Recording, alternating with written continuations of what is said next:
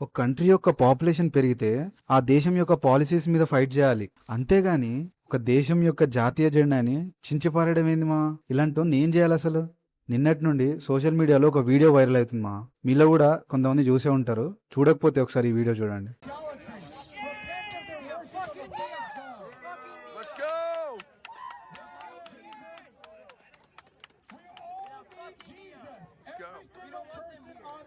వివరాల్లోకి వెళ్తే అమెరికాలో ఉన్న టెక్సాస్ లోని Dallas suburb Frisco city hall ముందు కొందరు లోకల్స్ ఇమిగ్రేటర్స్ మీద ప్రొటెస్ట్ చేస్తూ ఉన్న టైంలో అందులో నుండి క్లేటన్ వాకర్ అనే ఒక అమెరికన్ లఫడాగాడు వచ్చి సారీ అండి, కొంచెం కోపంలో బూతులు వస్తున్నాయి. సో వీడొచ్చి నోట్లో సిగరెట్ పెట్టుకుని మరి మన ఇండియన్ ఫ్లాగ్ ని చించేశాడు. అండ్ అంతేకాదు వాడు జెండా చింపుతుంటే చుట్టూ ఉన్న జనం ఇండియా అంటూ అన్పార్లమెంటరీ స్లోగన్స్ ఇస్తూ క్లాప్స్ కొడుతూ వాడిని ఎంకరేజ్ చేస్తున్నారు. అండ్ ఈ వీడియో ఎక్స్ ప్లాట్ఫామ్ లో వైరల్ అవడంతో వరల్డ్ వైడ్ గా ఉన్న మన ఇండియన్స్ అందరూ ఫుల్ అగ్రెషన్ మోడ్ లోకి వెళ్ళిపోయారు. అండ్ అసలు అమెరికన్స్ కి ఇండియా మీద గానీ అక్కడ సెటిల్ అయిన ఇండియన్స్ మీద గానీ ఎందుకు అంత కోపం వస్తుంది?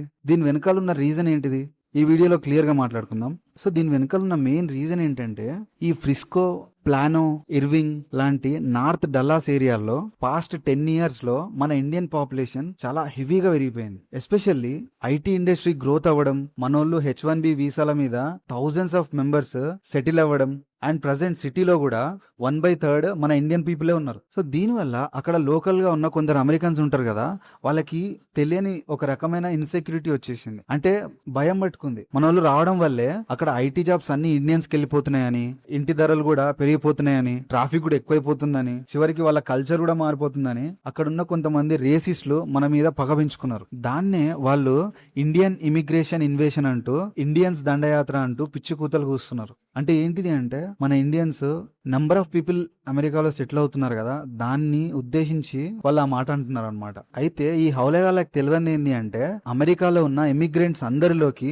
హైయెస్ట్ ట్యాక్స్ కడుతున్నది, అక్కడ ఎకానమీని నడిపిస్తున్నది మన ఇండియన్సే. గూగుల్, మైక్రోసాఫ్ట్, అడోబ్ లాంటి టాప్ గ్లోబల్ టెక్ జాయింట్స్ కి సీఈఓలుగా ఉంటూ అమెరికాని వరల్డ్ నంబర్ 1 లో ఉంచుతున్నది మన ఇండియన్ టాలెంటే.